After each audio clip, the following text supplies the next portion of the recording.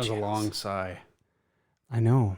I'm like short of breath. My nose is clogged up, so I'm like... Right, now you're hosing me with all your type A germ. Influenza A. Oh, the damn Instagram one's not working again. Come on. Get it figured out. Piece of crap.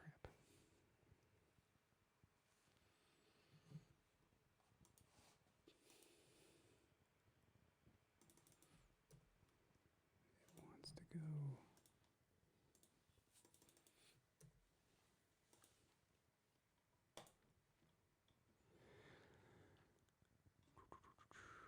Let's just make sure.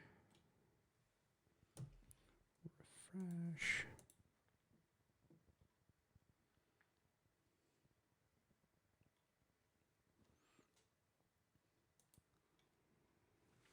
Okay, you ready for this? Are you ready for this? Where to Hunt podcast. It's okay. Hi, I'm Dan Small, host of Outdoor Wisconsin, and I listen to Where to Hunt. Nah, it's okay. I'm Kurt Geyer with Working Class Bow Hunter. I listen to Where to Hunt podcast, and it's decent. It's all right. Hey, this is Bud Fisher with Catching Deers, and I think the Where to Hunt podcast is all right. All right. We are live on the podcast. We're rocking out the new mixer, Can't believe it. Look at all them pretty colors. the Rodecaster Pro. It's pretty neat. That it is. Okay. Hey, folks, we're live on the Where to Hunt podcast. I'm your host, Eric Clark, and with us here we have... Me. Who are you? Okay, you're going to make me say my name. Greg Tubbs. This isn't Destiny's Child. All right. It could be. Hey, we do have a guest online, but he's muted for the moment because we have the power to mute our guests now. That's not a thing. No offense, Derek. Stand by. We're gonna call out our sponsors, and then we'll get into it. So I have to read off this paper because I just have too much going on. I'll forget. Backwoodsgrind.com. Backwoods Grind Coffee. If you want to go to backwoodsgrind.com and smell their website, it smells like coffee and it's delicious. And man, I feel like the last batch I got, they brewed up a little fresher or something. It was super good, and I think we got to get you one. Yeah. It's okay. It's okay. It's okay. We'll let it slide this time. We'll let it slide this time. If you want to get 10% off of their coffee, you can enter in code W2H podcast, and you're going to save 10%.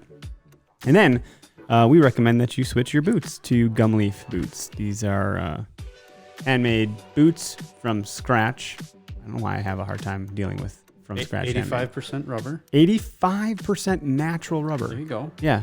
Gumleafusa.com. And if you want to try them out, you can enter in code W2H2020 and you're getting 10% off. So I guess you're not really, you would be trying them out, but you'd be buying them. 10% off? That's right. Free shipping. No, 10%. We're doing 10%. That's what we're doing. Wow. Yes, sir. Pretty awesome. And then Musket Powder 2, if you want to get a BOGO, you can go to musketpowder.com and enter in code W2H podcast for a buy one, get one. And then stay tuned for the post-production podcast. And you can hear our recipe of the week this week, and we'll draw the winner. And they're going to win some Musket Powder. Can you at least give us a little sneak peek? What is it? It's going to be a hot recipe. Okay. A real tongue burner. Awesome. What's that, Wedding Crashers? Real rug muncher. Oh boy. Do it myself. No, it's a really good sounding recipe. So, and then we're starting to get those onto the website. So if you go to the recipe of the week on the website, wheredohunapp.com, you can start to consume some of those meals. Awesome. So with that, let's go ahead and bring our guest on. So, Derek, how's it going? Going great. How are you guys doing? We're good. How'd you like that intro? That's a pretty epic intro, guys. You could be brutally honest. It probably wasn't all that epic, but we are the OKS podcast. So OKS podcast in the Midwest. It made me thirsty for a cup of coffee. So you did your job with the Backwoods Grind coffee. I'm thirsty for coffee. Okay, good. Well, when you go to their website, you will smell it. It's incredible. I mean, it's like they really have some weird technology. So let's have you tell us a little bit about yourself, how you came to be here with us. You're from up north there, hey, and you got some cool experiences that we're going to talk about tonight. Yeah, so I grew up in Green Bay, and then my parents have a cabin, kind of some family land up near Townsend, which is kind of on the southern edge of Nicolet National Forest. So kind of grew up around there, hunting and fishing and whatnot with my dad. And my dad was a pretty successful hunter up there, and basically just brought me in the woods all the time since I was little. I was always following him around, going on scouting trips, sitting on his platform of his tree stand, bow hunting with him, and just kind of fell in love with the woods up there. And it was just kind of the thing we did in the fall was we just hunted together. And the good thing is that never really changed. That's kind of still our hobby, our pastime. And now obviously we like to do the shed hunting and whatnot. And my mom kind of picked it up when I started because she just hated being left alone. So now we have her tagging along, which is good because she finds most of our sheds for us. So that's really nice. That's awesome. Yeah, so now I live up by Teshigo, and I teach art at an elementary school, which is pretty fun. Good job, nice kids. So got a wife and 2 kids, and my son Gus is almost 3, and my daughter Penny is just about 6 months. Wow. That's awesome. So life is good. Are you getting any sleep? More than one would guess. Our daughter has been an amazing sleeper, so knock on wood, that stays. But yeah, I definitely have a little bit less time in the woods than I used to, but I wouldn't trade it for anything. It's a lot of fun having those guys and bringing them around in the backpacks and kind of sharing what I like to do with them. Oh, yeah, and bringing them out there, that's a whole new version of that pastime that I got to imagine. I'm not there yet with mine, or I'm getting close to it, I guess. So we got, what do we have? A 2.5-year-old and then a 5-month going on 6 months old. So they're 2 years and like 8 days apart or something like that. Our daughter's the older one, and then our son's the young one. Nice. That's almost the same age apart as ours are, Eric. So that's pretty cool. Yeah. Yeah, and the sleep thing, it's okay. Getting okay sleep. Yeah. I don't sleep anymore. It's amazing what you can endure. Yeah. It really is. When you have to, you just have to. You get used to it. But, well, that's great. And so, the Nicolet is an area where I cut my teeth as a hunter, as a young guy growing up. I spent my first 5 or 6 years hunting in that forest, the Shawnigan Nicolet National Forest. We used to stay at, I think it was a resort called the Nicolet. It was a great resort. We had like a pool and a hot tub in this big open area. So we'd get back there and we'd have a meal in the crock pot and we'd get in the hot tub. And it was like, my dad and all his buddies from high school. And I was just awkward kid, and it was, it was a different world up there. You body shamed yourself a lot, I'm sure. That doesn't sound like my experience in the Northwoods whatsoever. So there's so I guess I missed the whole, the exit to talk about the hunting part of it. My mind went down a weird path. Yeah, it did. But the hot tub. Yeah, hot tub time machine. So actually the first time I'd gone up there, it was funny. My dad turned his headlights off, and we were in this old Dodge Ram Charger. It's like an 88 Dodge Ram Charger with like a quad barrel, whatever the frickin' fuel thing is. I can't remember terminology anymore. Can you say carburetor? Thank you. That's what I was looking for. And I took 3 years of auto, right? It's just, I'm getting old. So anyway, he's riding this thing and he turns the headlights off. And I was like, it's pretty dark up here, huh? I mean, you might as well have been in a black hole. You couldn't see anything. We actually flew off the road, not at that same time, a different time. It got so bumpy. And then luckily the thing had 4-wheel drive and it was a beast and we got out of it. But it was like we hadn't seen a house in, I don't know, like 10 miles. There's no street lights. We don't have cell service. I'm like, this is a pretty desolate area. I mean, it really is. Yeah, I mean, that's kind of the part of the allure to it is, you get that adventure side of hunting where a lot of times hunting is just kind of heading out the back door, but you get up there and, like you said, when you turn your headlamp off when you're walking in the morning, dark is dark and the stars are out and you don't hear anything. There's no hustle and bustle. There's no traffic. There's no highway sound in the back. And I mean, that's the coolest part of it. For sure. So it is so vast, though, right? And the population, you have predation up there. We don't have to worry about that down here. We have coyotes, but you have wolves, maybe cougar, definitely bear, obviously coyotes. You have that component plus harsher winters and just a shit ton of land. So how do you start to approach that when you're trying to find a spot to go? I guess I should first off say that I was really, really, really, really lucky to have someone bring me up there, like my dad. I mean, the idea of somebody going up there who's never been up there before and like maybe is like, midway in their hunting career and like going up there to pick out a spot on that land, to me even seems like really intimidating. But like, luckily for me, I was trailing my dad around. So like I grew up knowing what to look for without even knowing I was looking for it, if that makes sense. Because like I just got to follow him Miyagi'd you? around. But what's that? He Miyagi'd you? Yeah, totally. He totally wax on, wax off. And, you follow and you just get used to terrain features and things that you don't even know that you're following them, and all of a sudden it just becomes second nature. But you definitely have to find the pockets of deer because, like you read, 85% of the land is desolate. It is nothing. There's so much mature forest up there right now that's not been logged in 50, 60 years that is desolate of pretty much any wildlife, but certainly deer. They're not using it. So you have to find the pockets of deer, and that's almost always, where different terrains meet, where different vegetation types. You're talking about soft edges of like evergreens, conifers, where they're touching, areas of popple, areas of cedars. There are marshes up there, but Greg and I were talking last night, and they're much different than the marshes in the south. We really don't have any cattails or anything like that. You're lucky if once in a while you get canary grass, but those areas definitely hold deer. And those pockets are what you have to find in order to have any sort of success. Yeah, you guys up there, it's more tag alder and I don't know, more brushier type stuff. It's almost like a muskeg. It's real soft. You walk across some of that stuff and you feel everything quake under your feet, if that makes sense. So, it's a bog. It's a bog. Green moss with water underneath. Yep. And you get the shrub brush and you get some nasty little spruce and balsam up there. But yeah, you got to find the pockets of deer, and wherever they did log.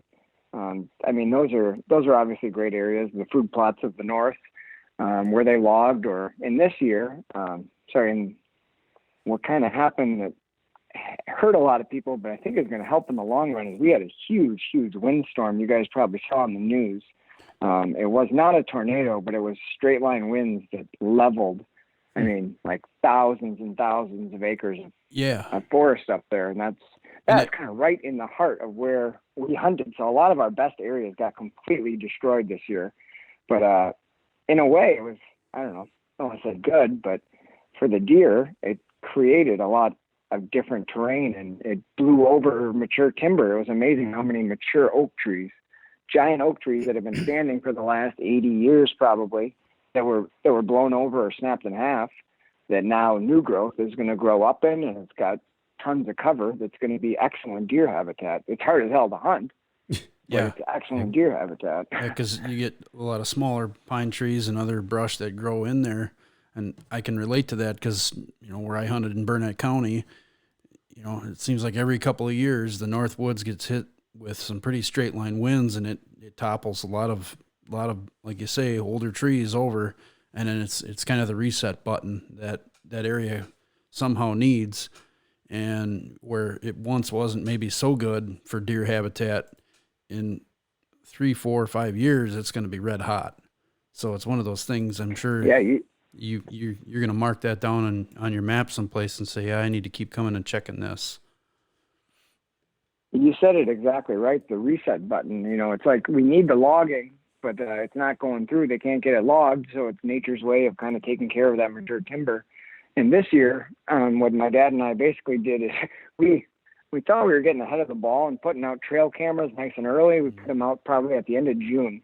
He's got about, somewhere between a dozen and 15 cameras that he runs, and I've got about 10 or 12 that I run. And we got them all up by the end of June in hopes of catching some velvet bucks over summer. And of course, the big storm rolled through right after we got our cameras up. So we spent the next 2 months trying to find our cameras through the jungle that it was.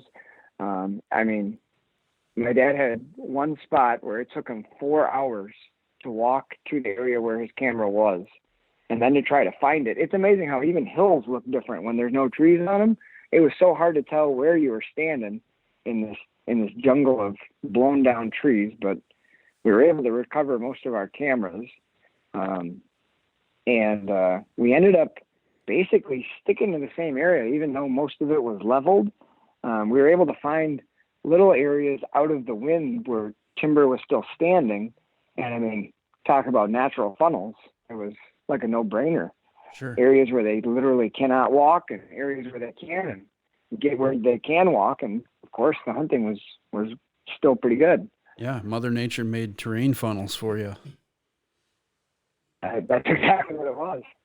So, you're pretty far up there. I've had the blessing of being able to go to the Boundary Waters, and I remember you mentioned like bogs, and I know we had to do a bunch of portaging and stuff like that. And there were a few spots where if you didn't watch where you're stepping, you'd sink to your hips in, the flash of a second. And actually, my buddy took an oar to the face when he fell. It was pretty funny. You could really hear it. And then he was stuck, and we had to go back and help him out and stuff. But do you ever have any worries like that when you're up in that area? And how do you navigate that terrain? How are you, hunting this? Are you going through that stuff because the deer are? Are you walking around it? Talk about that a little bit. That's interesting to me. Luckily for me, most of that area that I've encountered where you get that bog that has like true water underneath is mainly around like the little inland lakes. I haven't come across that too much. Like when you get into like the cedar swamps, sometimes it can be a little loose underneath if you've got like natural springs in there, but really nothing as bad as like going down to your hips and breaking through the top. And I never really had that problem. A lot of our hunting definitely centers around cedar swamps because the deer relate to them pretty much all year. In the summer, they provide like cool temperatures when it's hot, and especially if you have creeks running through, the deer will relate to those creeks and the cedars, and you will get a lot of action down there. And then obviously in the winter, this time of year, a lot of the deer are stuck down in these cedar swamps where there's less snow and they basically can't get anywhere else. So a lot of our hunting does focus around these cedar swamps, which can be wet. This last year was exceptionally wet. I'm sure you guys felt that down where you are. Oh, yeah. But transitions along cedars, finding any sort of diversity within the cedars. I'm thinking of one huge cedar swamp along an area where a couple little tiny creeks meet. And inside the cedar swamp, there are pockets that have been blown over by the windstorms. Now, most of it's still standing, but there's areas maybe 80, 90 yards where all the trees are blown over and you get all this fresh regrowth, the brushy stuff that the deer are browsing on, and those become great areas, especially for like shed hunting and whatnot, but for hunting also. Very cool. So you talked about finding these pockets of vegetation and things like that, and the soft transitions. How are you identifying that on a map? Because you got to start somewhere, and maybe it's good you have some familiarity with the land. You've been up there enough now. You probably have a good idea where you're starting. But for those that maybe want to consider going up there, hard to know where to start. Obviously, boots on the ground are going to be critical in hunting this terrain. But do you have any way of identifying some areas on a map where you might want to start, or is there any information on certain logging roads that you can take? So that's something we did when we were up there. We would take logging roads as far as we could. Some of them were hard to traverse or very, questionable. But the further we went on that logging road with 4-wheel drive, the less hoofing we had to do. But then even if we did do a lot of that, we were really, really far in, and we were oftentimes the only truck in a certain area, which was pretty cool.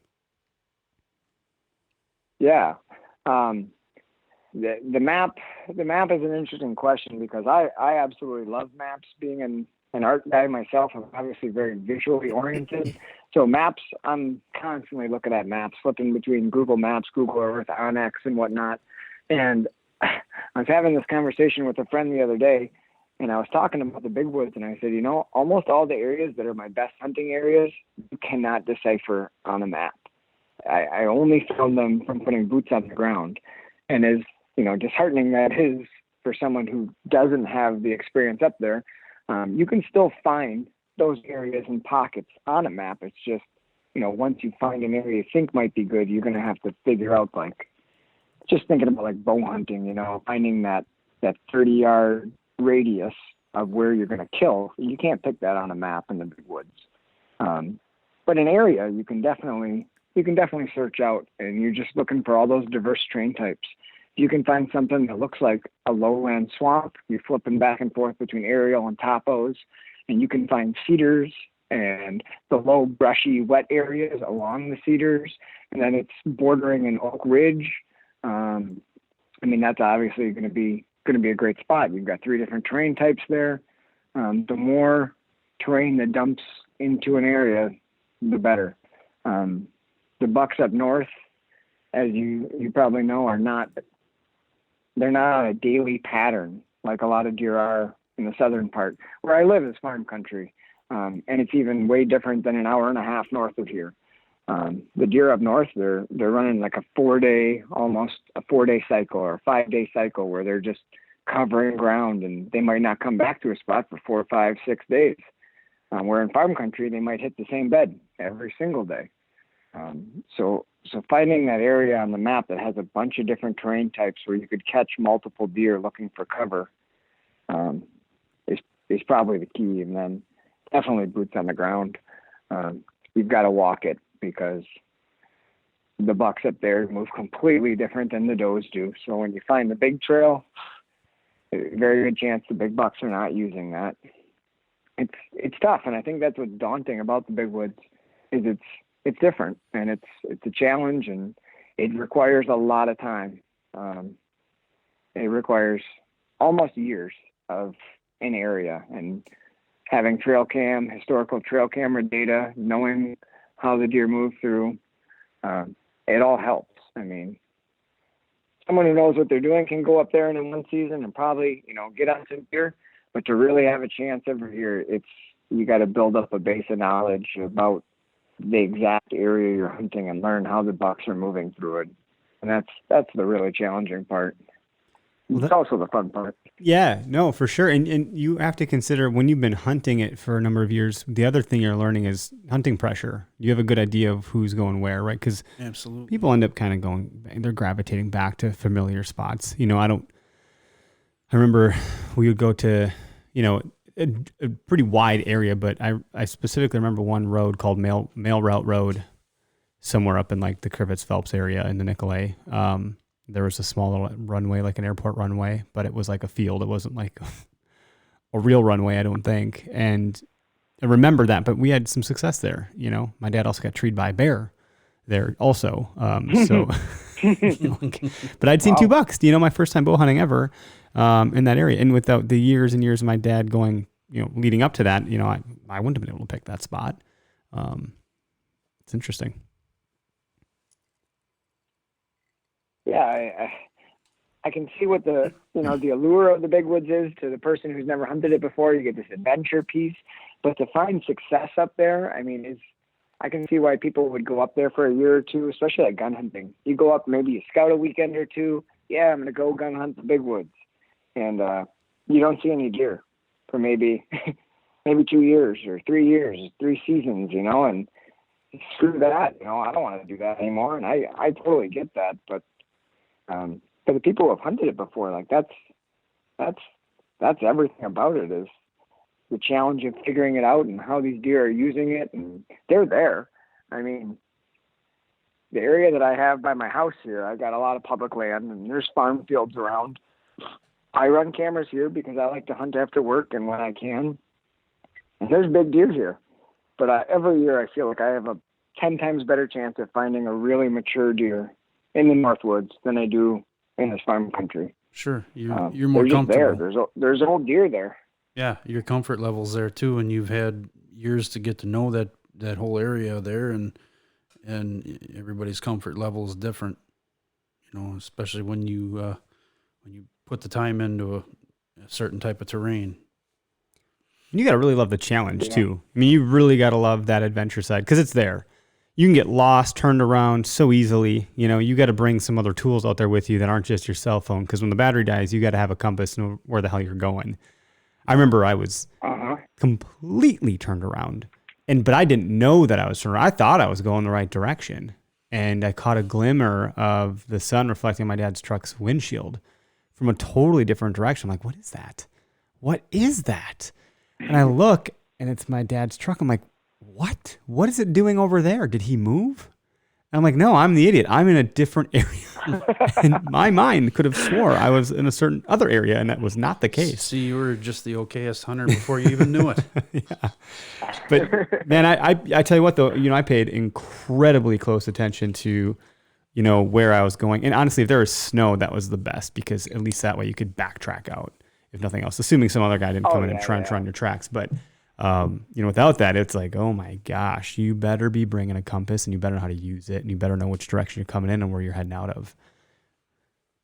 Yeah, my dad helped with that. When he Miyagi'd me, he would so we'd go scouting, right? And it would always be my dad in the lead, me in the middle, and my mom would tag along behind, and we'd go walking wherever. And from a very young age, I always learned that wherever we got to where we were going, my dad would say, okay. He'd look at me and say, take me back to the truck. Nice. So I knew when we walked out, I better be paying attention to what ridge we're crossing and where we're going. Because, I mean, I was probably like 7, 8 years old. And he'd say, okay, take us back. That's so awesome. It was a great way of trying to figure out your bearings from a young age without phones, you know, because, gosh, I'm so used to having that map and that visual representation of, okay, what's over there, what's over here, where am I? And hunting the big woods 30 years ago without these phones would really be daunting. You know? literally memorize the trees. You'd be like, that's the weird one. You know, I got to go this way now. Or you'd even, I used a lot of tacks. The reflective tacks were a big deal for me when I was a kid in the big woods. You shine your light on that and the path illuminates. You're like, okay. Oh, yeah. Yeah, I don't know how many thousands of tacks we've got scattered about up there, but if anybody runs into them, just feel free to go check that spot out. But yeah, we got lots and lots of tacks up there. I don't use them as much anymore. I use the phone a lot now, you know, waypoints and dropping pins. And now that I kind of hunt, you know, everybody's doing the mobile hunting thing, kind of been doing it for a while up there. Sure. But now that I do that, I don't really, you know, go and set up a spot and then come back to it.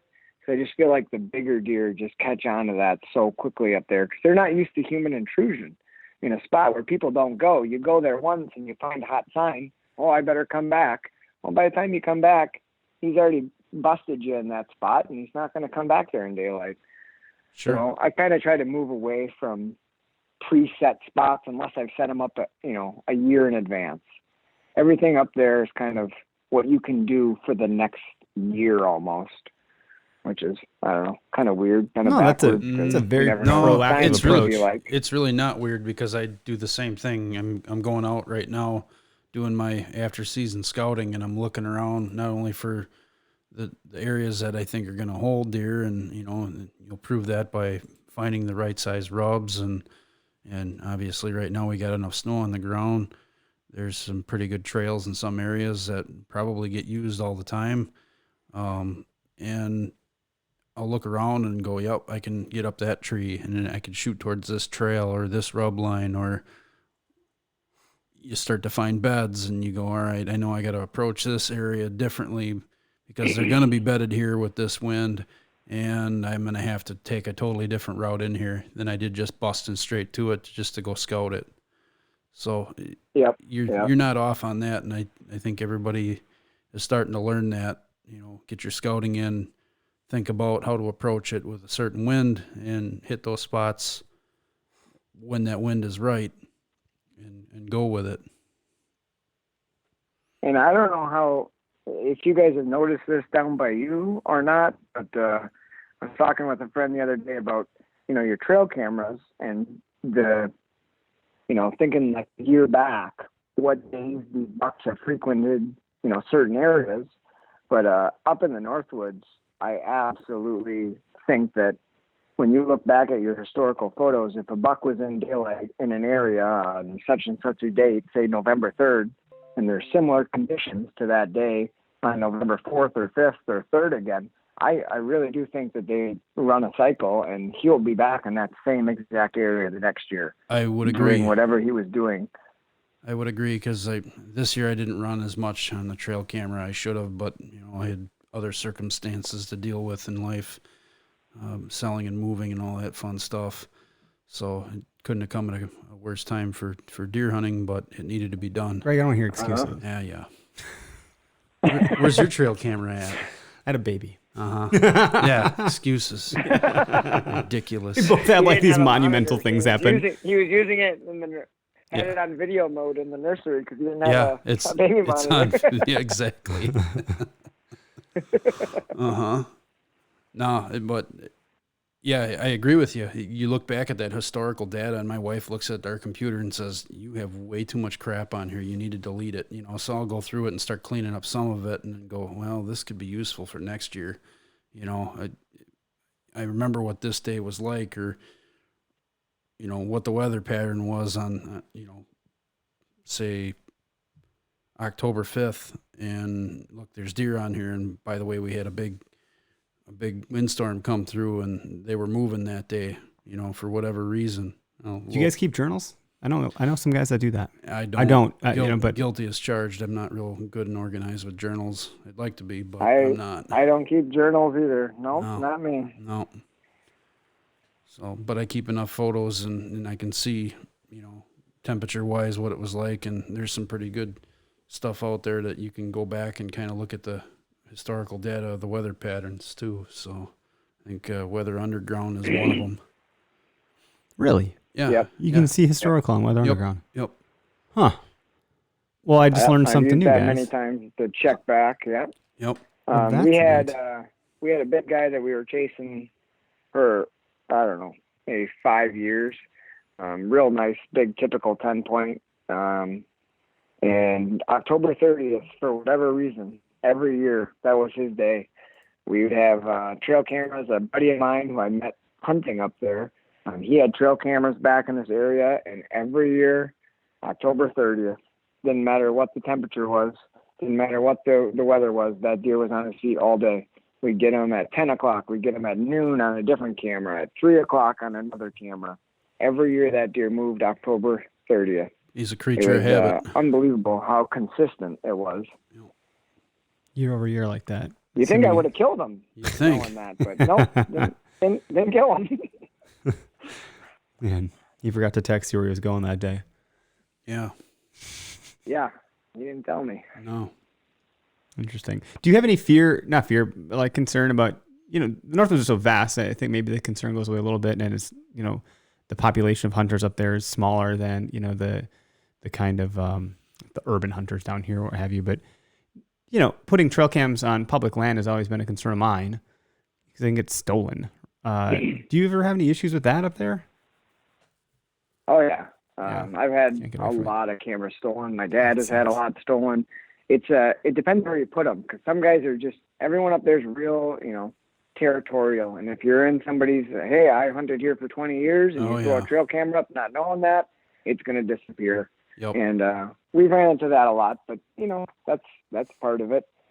So I kind of did what everybody else has been doing and started hanging mine up high, which has helped both with theft and with the deer seeing them, because, man, the deer really do see them if you put them eye level. All the mature bucks have found my cameras or smelled my cameras when I've had them down low. So out of sight, out of mind, keep them up high now. That's perfect. Cool. I gotta imagine at some point with the climbing sticks getting lighter and more prevalent because of the mobile hunting kind of thing that's taken storm, people start just walking out with those things to go get them. It bothers me. Yeah, I'm sure it'll happen. That's a thief on another level. Well, right. That's just it. They're already a thief, so they're already an asshole. Yeah, guys, I've seen guys walking around up there with bolt cutters in their backpack, and it's like, what are you doing with those? Uh-huh. Hey, come here, guy. Come here real quick. Yeah, real quick one. What you got there in your bag? Get the fuck. Thief. Sweet bolt cutters, bud. Oh Yeah. yeah, I forgot my key. Yeah, I forgot Okay. my key for the Python Yeah, lock. yeah. Yeah. Sure you did. Uh-huh. I forgot to keep Yeah. my safety Yeah, on my so gun. that- Weird. Wow, you had to take it to that. Yeah, I'm sorry. You definitely still run into that. Yeah. Even with lower hunter numbers, and it's crazy how much the hunting population has changed. Just the years I've been hunting up there, you used to be able to get doe tags or bonus tags when they had those, and you used to be able to get doe tags up there, and people would hunt up there. And I remember one opening day of gun season, I was lucky enough to tag a pretty nice buck opening day. I dragged him out, and the little gravel road I drive in off of, and then I pull off on this little old logging road that's gated. There was 18 trucks parked at that little gated road off the gravel road Wow. on opening day. And now there's maybe three trucks, maybe 4 on opening day, just because there's no doe tags up there anymore. You got to apply to get one. Maybe they give out 1,000 a year, and there's more wolves. It scares people out of there. No baiting has made a huge difference, because that's probably the number one hunting tactic of the Northwoods is throw out some bait. We used to do that. We put apple juice and applesauce on the tree and then pile That apples. asshole, huh? I mean, sorry. I was always scared I was gonna. Really? It's so dark in the morning. You talk about being so dark. I was always scared I was gonna walk up and have a bear sitting there. I'd walk in with a knocked arrow, afraid for my life half the time, thinking that there's gonna be a bear mounting on these apples, and here I come. It's like naked and afraid. Yeah, that's a legit concern. Yeah, I wasn't sure if that was a real concern or not. Honestly, I'm like, I don't know. Am I overplaying this? And then there's the whole fear of Sasquatch. Well, that's not real. Christ. Hide and seek champion of the world. I don't know what you guys are talking about. My trail cams beg to differ. Ooh, oh, all right. We got a believer on the line. Chupacabra. Chupacabra, hey. Well, there's the Sasquatch. Then there's the Beast of Bray Road that we have down here. Then there's the Wendigo by Holy Hill, the Indian spirit werewolf thing, the shapeshifter. I mean, Oh dude, boy. He feeds off roadkills out of back of county trucks. Dude, that was a real I story. know it was. And the guy wouldn't say his name because he was concerned people were going to make fun of him. Yeah. Yeah. My cousins told me a story. I can't say his name out loud, and he's not someone I would take lightly. Beast of Bray Road. You guys got to be careful down there. I know. There really are people that believe, though. It's weird when you're in that big quiet space, though. I was always also had a healthy fear of if I ever saw a wolf, I'd be like, well, I know there's probably 12 more because they're pack animals. So that would scare the shit out of me. Have you had any encounters with wolves? Knock on wood, the area we're hunting, man, we've had very sporadic encounters with wolves. We've been really lucky. The number of trail cameras we run, we don't get many wolves on camera. A couple here and there, but for the most part, we're very, very lucky. I don't know why they're not in there more. Seems like there's a decent deer population where we're at. Yeah, you'd think they'd But come in man, there and congregate we and clean haven't- up. Yeah, we haven't had to deal with them too much.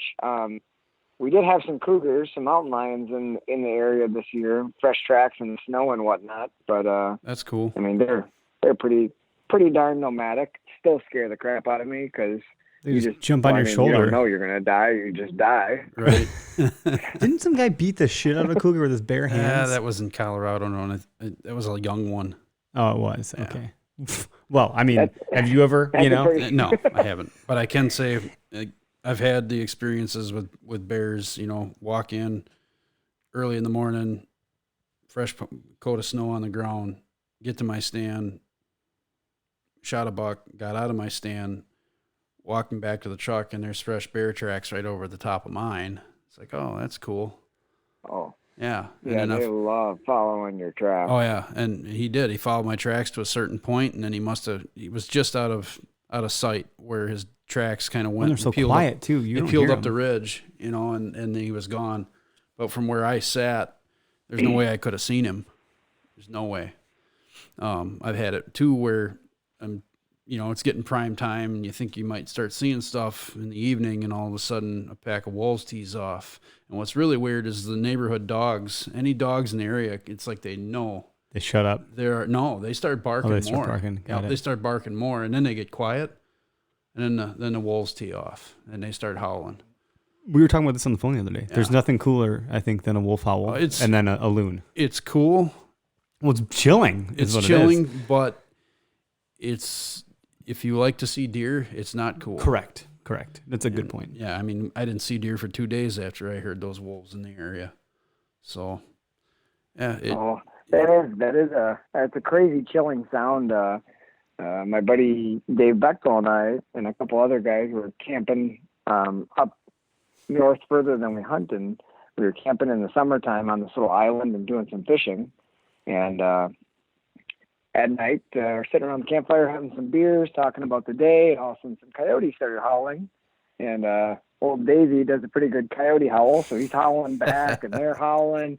And we hear another pack howling off in the distance, and everybody's like, oh, man, that's so cool. And then way down the river valley where this little outlet creek flows, I mean, I don't know how far they were. It must have been a mile or two or who knows. But all of a sudden you hear this real different howl. It was a pack of wolves just ripped one big, huge howl. And those coyotes did not make a noise. They're gone. I knew that's what you were going to say. They're gone. We went up north to who knows where. My aunt has a place somewhere up north. I don't even know where it is. I don't know how we got there. Doesn't matter. We get there. We pop up a tent outside, my wife and I, before we had any kids. And it was a nice summer night, right? And you hear coyotes just yip, yip, yip, yip, yip. She's like, I'm scared. I'm like, it's just coyotes. No one cares. It's fine. Whatever. And then you hear a wolf howl. Coyotes shut their mouths. And I was like, oh, shit. The wolves are in town. Yeah. And she's like, whoa, are you scared? I'm like, oh, yeah. Nah, they're not going to come around here. But whatever. It was pretty cool.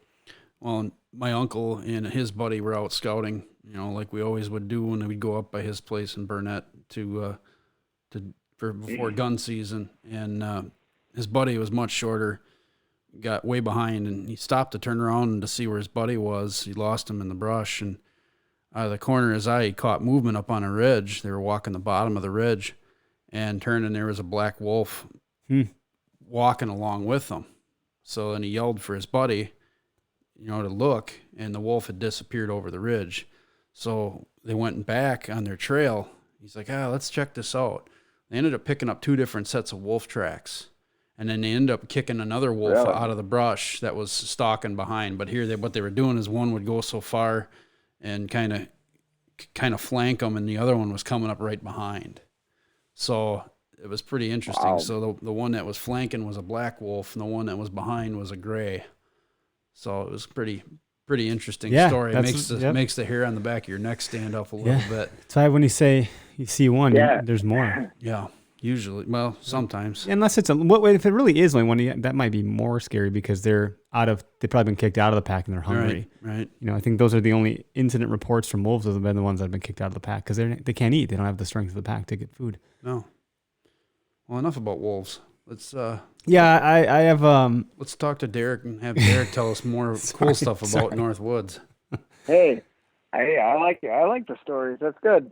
That's what's part of it. It's, it kind of brings you back to wanting to go back up there and maybe experience some more stuff. Well, you had a post on. It's the adventure. Yes. Sorry. That's what I love, dude. But that's why I love hunting, and I forever will, is because I started in the Northwoods, and it was adventurous, and to me, that's how it's always going to be. Yep.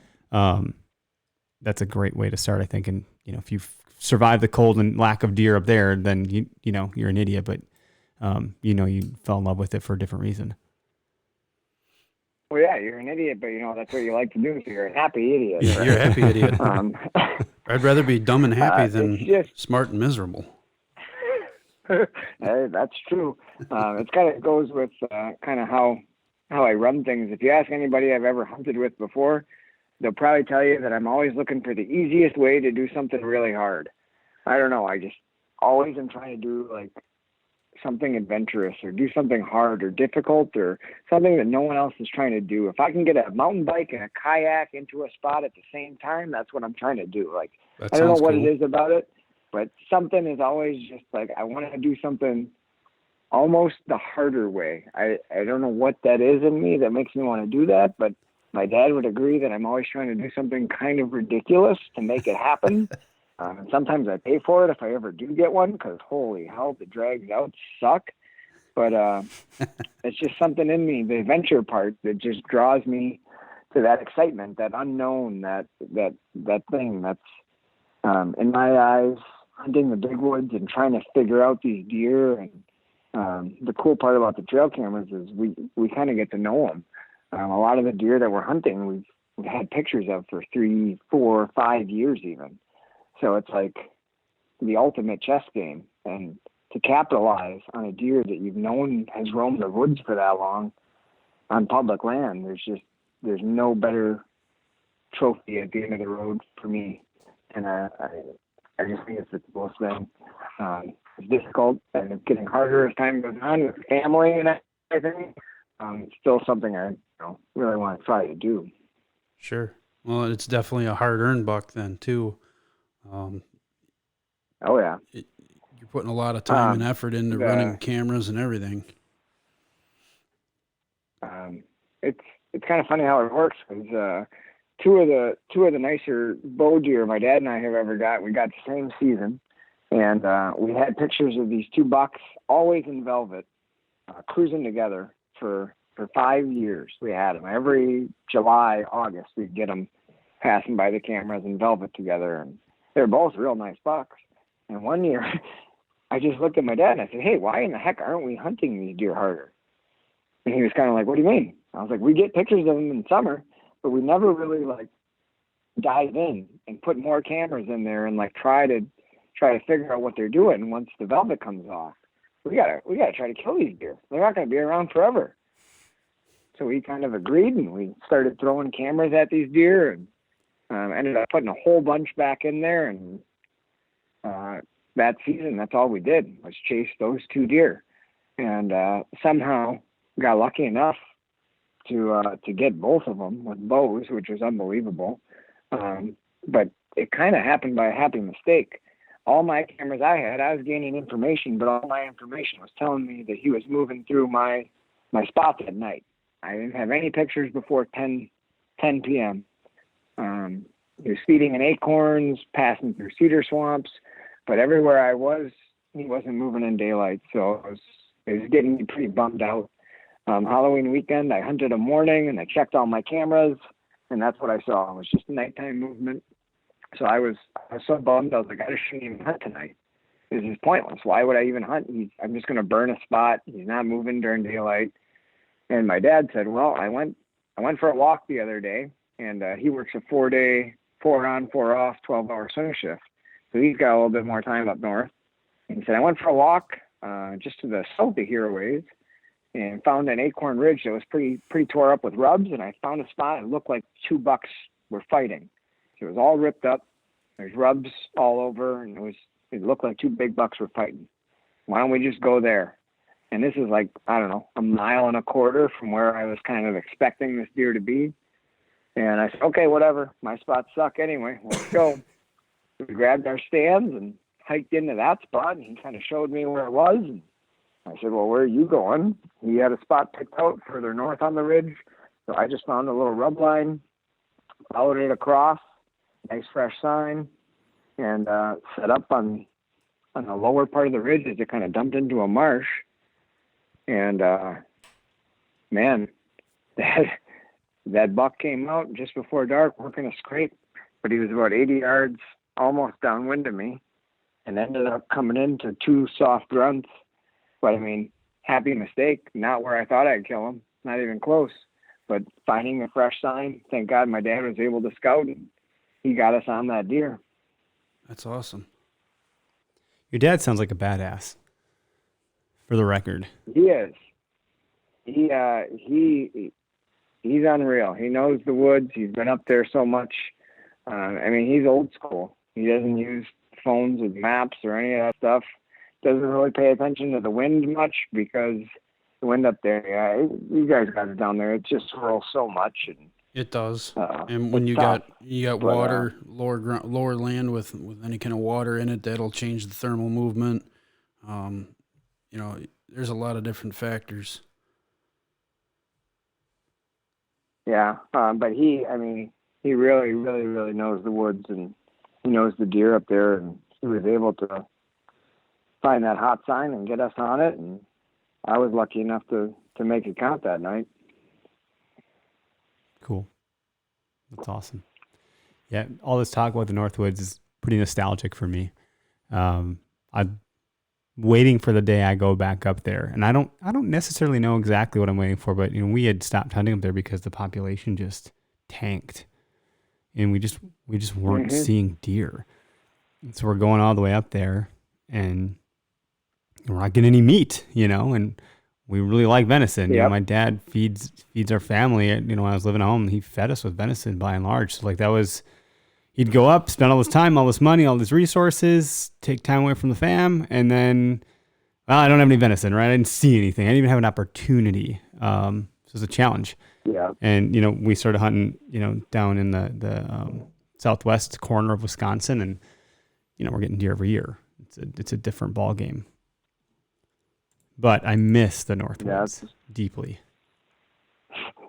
Isn't that weird how you can miss something that was, not great, but Yeah, I mean, something about it calls you back. Mm-hmm. right. Well, and there's a lot of places like that for me too. Arizona's one. We kind of squawked and complained about how we thought Arizona was this dry, arid, nasty place, and we go down there and it's like, yeah, we could handle coming here every so often. It'd be pretty cool. Yeah, it's going to be hot. It's going to be dusty. You got to worry about scorpions and other things, rattlesnakes and whatnot, but that's part of the adventure. I love it. Exactly. The title of this episode is going to be The Adventure, or something like that. So, we're coming around the hour here. I know I planted the seed in the beginning, as I do with everybody, and hopefully you put some good thought into it. Why don't you share one of your most memorable hunts with us, and we'll let you just tell the story.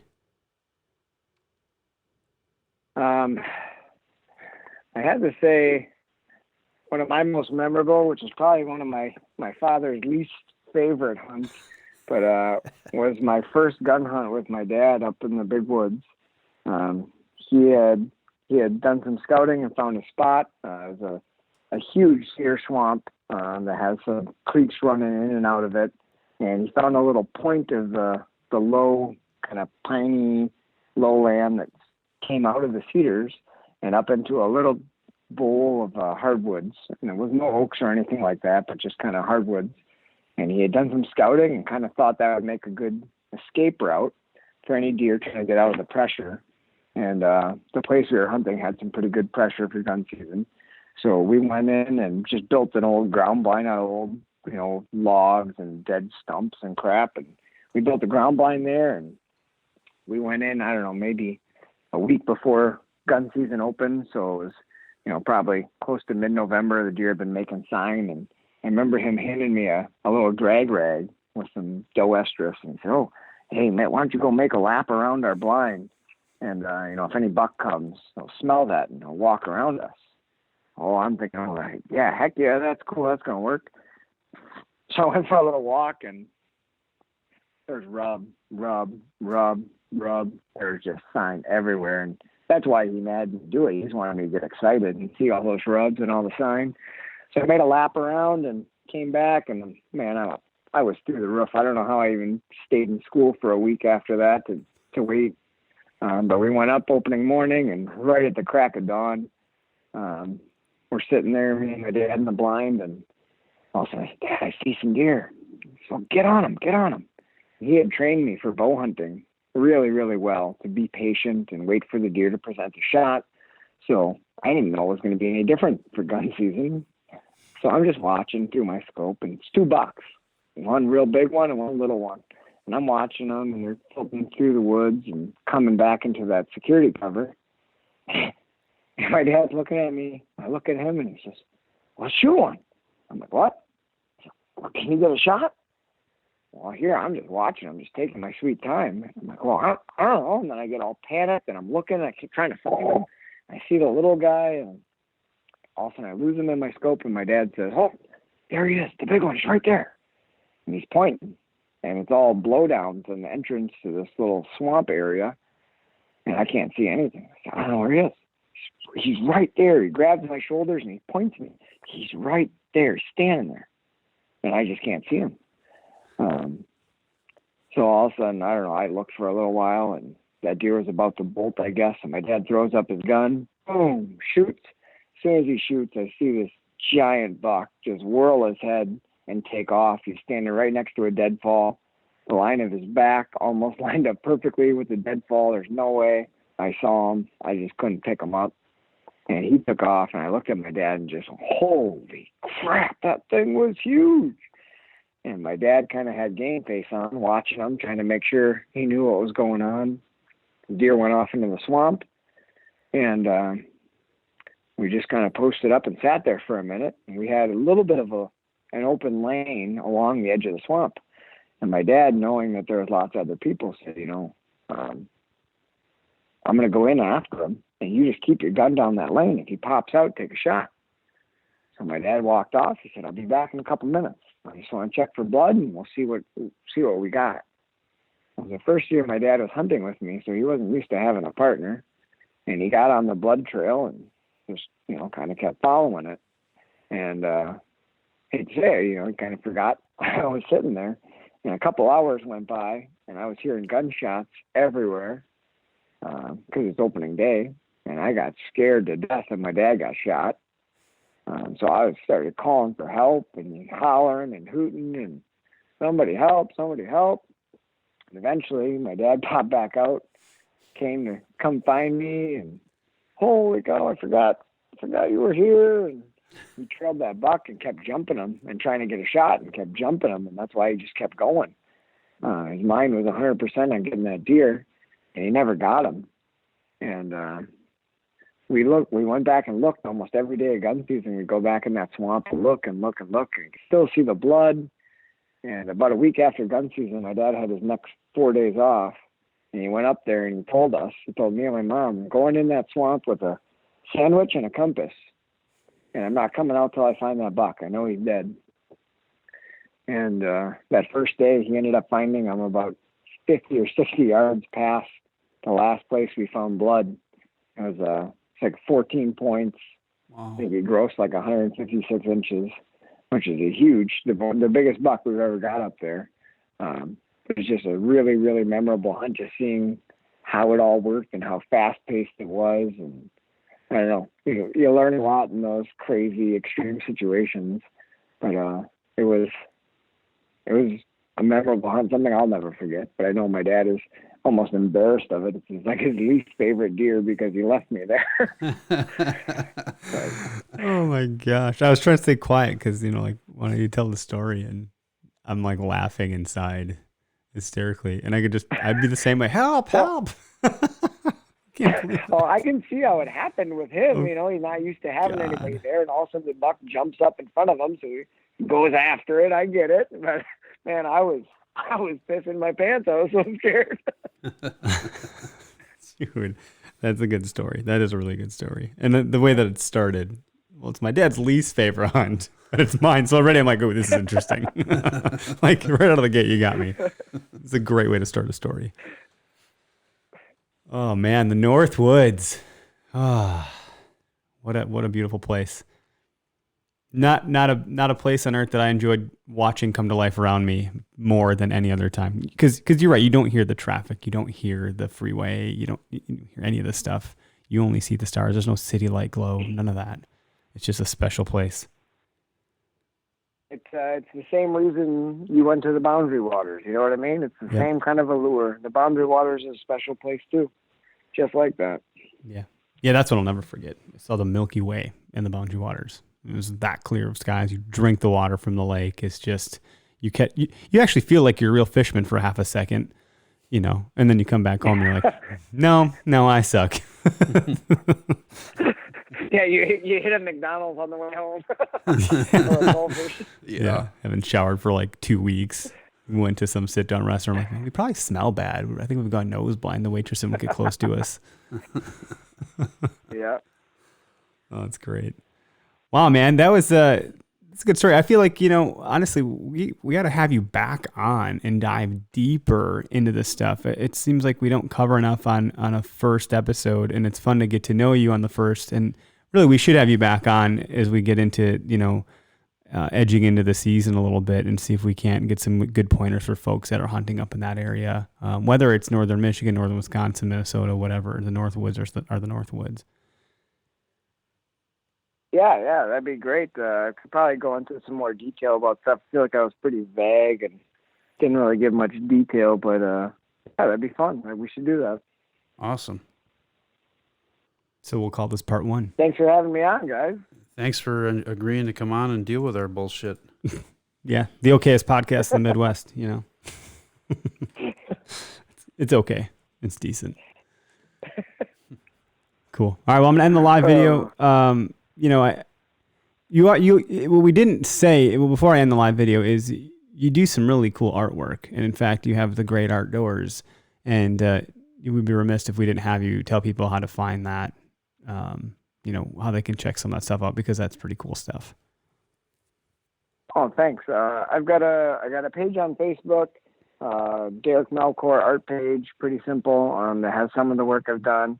I do some wood burning, paintings on wood, paintings on just about anything. I was working on a saw blade earlier today, turkey feathers, gun stocks, all that cool stuff, skull paintings. Do a little wood burning. I got an Instagram. It's at The Great Outdoors, where I have some of my stuff along with some of the hunting stuff. Do some antler repair. Been working on some shed antler stuff, and actually had a guy drop off a nice buck that he shot a couple of years ago that's got some broken brow tines and a broken beam. And it's kind of fun to sculpt and paint it and bring it back to what it was. The art stuff is definitely a passion of mine, and it's kind of interesting how it kind of feeds into my hunting world. But, the visual stuff definitely helps. So, thanks for bringing it up. Check it out, see what you guys think. It's definitely fun to do. I enjoy it. Yeah, you do some pretty cool artwork. I would agree with Eric. An antler repair. Antler repair is pretty interesting and unique too. You don't hear of people doing antler repair. I've never heard of that. So, and I've seen some of your work on your at the Great Outdoors Instagram. You've posted some pictures of that, and it's pretty cool. That is great. Actually, definitely. I'm curious. So, what type of paint are you using? Are you using oil paints for that, or? No, I actually use acrylic paints for that, and sometimes like stains and varnishes and whatnot. Sometimes a mix of it. Depends kind of on the color on the antler and which parts you're doing. The tricky parts are when you just do a repair. So if you're just trying to match the natural color of the antler, then you got to do a lot of mixing and try to get it matched. Whereas if you're doing like a complete restoration, like you see a lot of guys on social media and stuff who have like the bleached out antlers, like they find out west a lot, that are just, hard whites. Yep. And you're just adding color to them. You get to add color to the whole thing. So whatever you do is going to match. Matching it to an antler that's already got color, like a broken tine, a broken beam, that part is a little tricky because you got to try to, mimic what's already there. Yeah, it's not like a car where you can pick a paint code and go with it. Yeah, that part gets a little tricky. That's pretty neat. I learned a trick from our friend Jeff Genke for the deer that's in screen here behind Greg, and I just used some wood stain to bring some more life to it. But other than that, I don't have a clue what I'm doing there. But I did, I was telling Greg when we were talking about bringing you on, I did some fine art in high school for like 3 years, and I continued for a little bit. I actually sold artwork, so I actually have artwork in people's houses that bought my stuff. And I'm a huge fan of oil painting, albeit I haven't done it in a real long time, but I did landscapes, and I loved it. It's a ton of fun.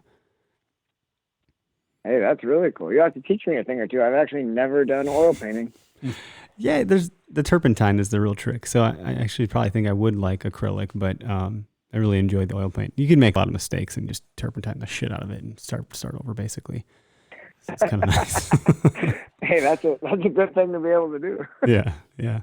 Well, man, it was great talking with you. We'll be happy to have you back on. We'll extend an invite, once we kind of get closer to the season or in season, if you can take time out of the woods. We'd love to dive deeper.